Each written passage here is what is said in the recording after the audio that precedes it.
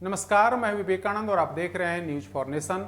बिहार की 3 बड़ी खबरों को लेकर के हम हाजिर हैं। आज हम आपको बताएंगे कि क्या बीजेपी बिहार से छोटे दलों को मिटाने में जुटी है।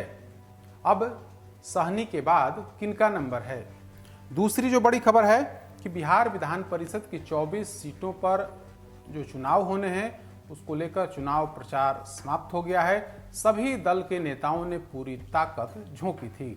और तीसरी जो बड़ी खबर है कि सीएम नीतीश ने नहीं सुनी अभागे बाप की व्यथा। नीतीश कुमार की मर्दाना पुलिस ने रेपिस्ट की बजाय महिला सामाजिक कार्यकर्ता और बाप पर दिखाई मर्दानगी। लेकिन खबर की शुरुआत बिहार बीजेपी से करेंगे। दरअसल आज यह चर्चा हुई या शुरू हुई कि बीजेपी बिहार के छोटे दलों को समाप्त करने पर तुली हुई है। पहले जेडीयू के माध्यम से लोजपा को साफ करवा दिया, इसके बाद अब मुकेश सहनी का खात्मा किया है, ऐसा तेजस्वी यादव ने दावा किया है। तेजस्वी यादव ने कहा है कि बीजेपी के हनुमान के घर में ही आग लगा दी गई। भाजपा ने दिल्ली का बंगला नहीं दिया। असली जो बंगला था, जो चुनाव चिन्ह था, उस चुनाव चिन्ह को भी बीजेपी ने छिनवा दिया है। भाजपा के साथ जो रहेगा उसे बीजेपी मिटा देगी, चाहे वो अकाली दल हो, सहनी हो या फिर कोई और हो। जो बीजेपी के साथ रहेंगे उनके लिए यही दुष्परिणाम होगा। दरअसल तेजस्वी यादव ने आज यह हमला 2 दिन पहले दिल्ली में रामविलास पासवान का जो बंगला था, सरकार की तरफ से जो बंगला आवंटित किया गया था, उसे केंद्र की सरकार ने जबरन खाली करा दिया है। चिराग पासवान ने बहुत कोशिश की बंगला बचाने को लेकर के, लेकिन वे कामयाब नहीं हुए। कोर्ट का भी दरवाजा खटखटाया, लेकिन कोर्ट की तरफ से भी कोई राहत नहीं दी गई। अब उस बंगले को पूरे तौर पर खाली करा लिया गया है। चिराग पासवान के सारे सामान को वहां से निकलवा दिया गया है। इसके बाद बिहार की राजनीति गर्म है। गर्म इसलिए है क्योंकि दलित कार्ड, तेजस्वी यादव चिराग पासवान के बहाने दलित कार्ड खेल रहे हैं। वे यह बता रहे हैं कि बीजेपी के राज में, बीजेपी अगर सत्ता में रहती है तो इस राज में न दलितों का सम्मान है न अति पिछड़ों का। अति पिछड़ा पर हमला कर से मतलब कि मुकेश सहनी के माध्यम से अति पिछड़े वोटर जो हैं उनके गोलबंदी का प्रयास तेजस्वी यादव की तरफ से किया जा रहा है। दरअसल कुछ समय पहले 2020 विधानसभा चुनाव के दरमियान जब चिराग पासवान अपने दम पर चुनाव लड़े थे, तब उनकी तो करारी हार हुई ही, जेडीयू के भी कई कैंडिडेट की करारी हार हुई। इस वजह से नीतीश कुमार की पार्टी 43 सीटों पर सिमट गई थी। उसके बाद पिछले साल यानी कि 2021 में नीतीश कुमार की पार्टी जेडीयू ने उनके 6 में से 5 सांसदों को तोड़ लिया। पशुपति कुमार पारस के नेतृत्व में अलग गुट बन गया। अब उस गुट के मुखिया यानी कि पशुपति कुमार पारस केंद्र में मंत्री बन गए हैं। नरेंद्र मोदी ने अपनी कैबिनेट में जगह दी है।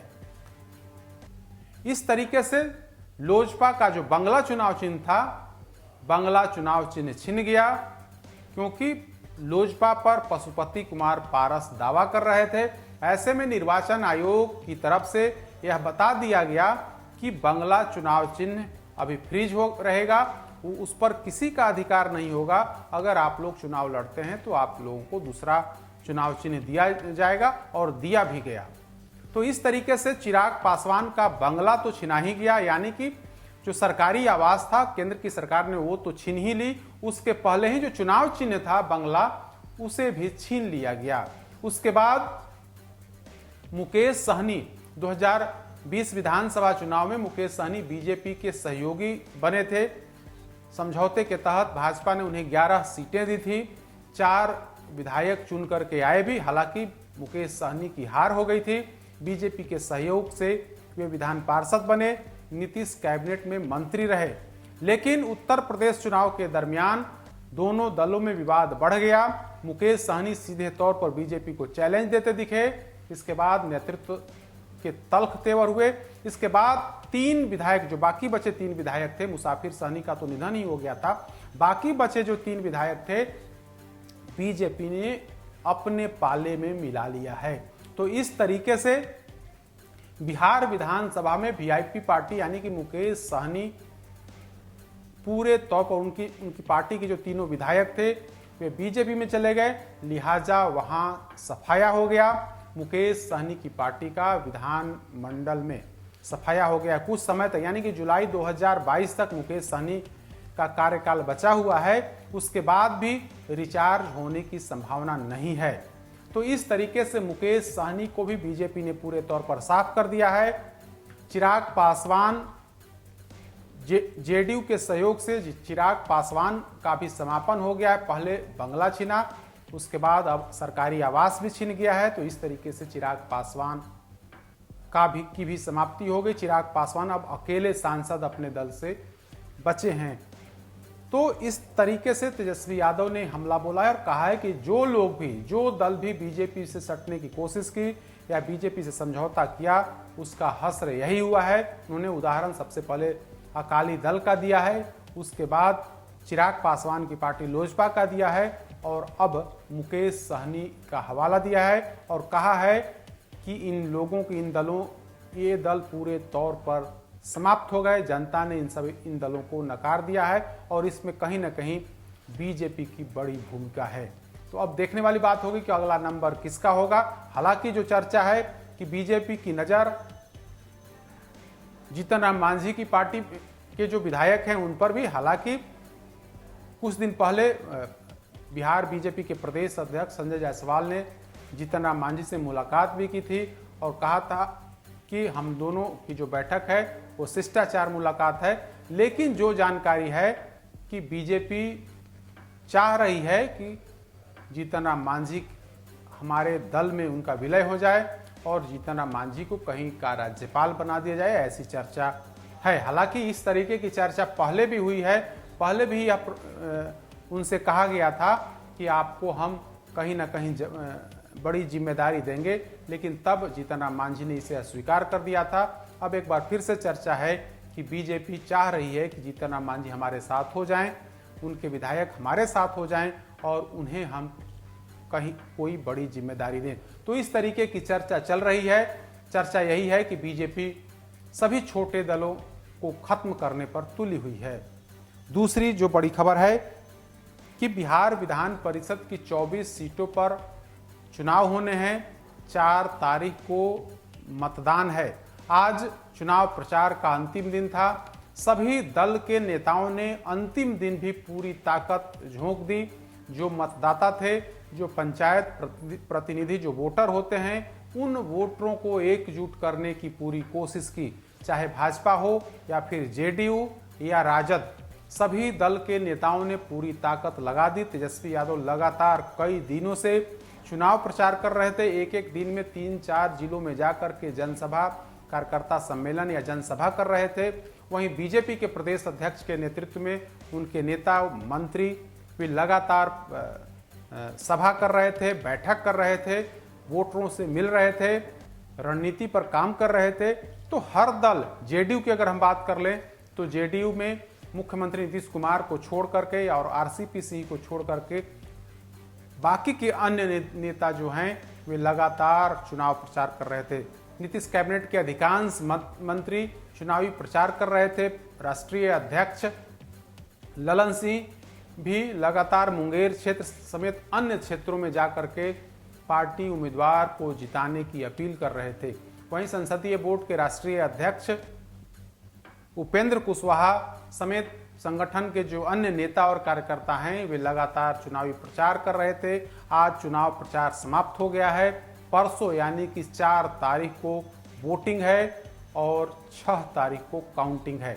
यह जो 24 सीट पर जो चुनाव हो रहे हैं ये स्थानीय प्राधिकार के तहत हैं। विधान परिषद की 24 सीट जो है स्थानीय प्राधिकार, इस प्राधिकार में इस चुनाव में वार्ड सदस्य से लेकर के मुखिया, पंचायत समिति सदस्य, जिला परिषद या और फिर उसके ऊपर विधायक और सांसद वोटर होते हैं। तो इन्हीं वोटरों को साधने के लिए सभी दलों ने पूरी ताकत लगाई थी, पूरी ताकत झोंक दी थी। अब देखने वाली बात होगी कि 4 तारीख को जब मतदान होंगे, उसके बाद 6 तारीख को काउंटिंग होता है, तो उसमें किस दल की क्या स्थिति होती है। हालांकि सभी दलों की तरफ से दावा किया गया है कि सभी 24 सीटों पर हमारे गठबंधन की जीत होगी। और तीसरी जो बड़ी खबर की हम चर्चा करेंगे कि मुख्यमंत्री नीतीश कुमार ने नहीं सुनी अभागे बाप की व्यथा।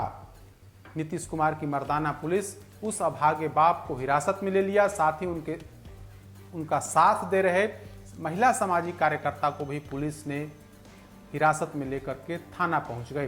दरअसल यह वाकया उस समय हुआ कि मुख्यमंत्री आवास पर एक परिवार, एक अभागा पिता जिसके 8 साल की बेटी के साथ दरिंदगी की गई थी, 8 साल की बेटी का अपहरण कर उसके साथ रेप किया गया, उसकी आंखें फोड़ दी गई थी और फिर उसकी हत्या करके शव को नाले में फेंक दिया गया था।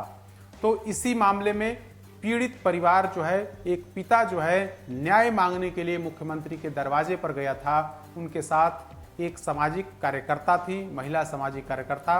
वे दोनों सुबह से ही मुख्यमंत्री आवास के बाहर इस आस में थी कि हमारी फरियाद सुनी जाएगी, जो आरोपी हैं, जो दोषी हैं, उन्हें पकड़ा जाएगा और उन्हें फांसी की सजा होगी। इसी मांग को लेकर के ये लोग मुख्यमंत्री आवास के सामने यानी कि 1 अने मार्ग के बाहर प्रतीक्षारत थे। ये लोग चाह रहे थे कि हमारी बात, हमारी मांग वरीय अधिकारी सुने, लेकिन किसी ने नहीं सुना। इसके बाद ये लोग वहां पर यूं कहें कि मुख्यमंत्री से मिलने की जिद करने लगे। इसके बाद नीतीश कुमार की पुलिस आई, जबरन उन्हें गाड़ी में बिठा लिया।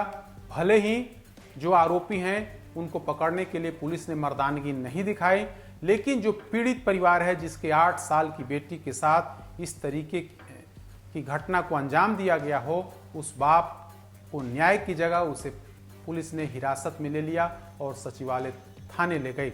उसके साथ जो महिला थी, जो महिला सामाजिक कार्यकर्ता थी, उनका साफ कहना था कि पुलिस हमारे साथ जबरन कर रही है, पुलिस जबरन यहाँ से हमें उठा करके ले जा रही है। हम न्याय मांगने आए हैं, हम मुख्यमंत्री से मुलाकात करने आए हैं। इसके बाद मुख्यमंत्री ने तो मुलाकात नहीं ही की, हमारी बात कोई अधिकारी भी नहीं सुन रहा है और जबरन मर्दाना पुलिस यानी कि महिला पुलिसकर्मी की बात छोड़िए, जेंट्स पुलिस वाले उन्हें हाथ पकड़कर जबरन वहां से खींच रहे थे, वहां से हटाने की कोशिश कर रहे थे। काफी देर तक मुख्यमंत्री आवास के सामने हो हल्ला होते रहा।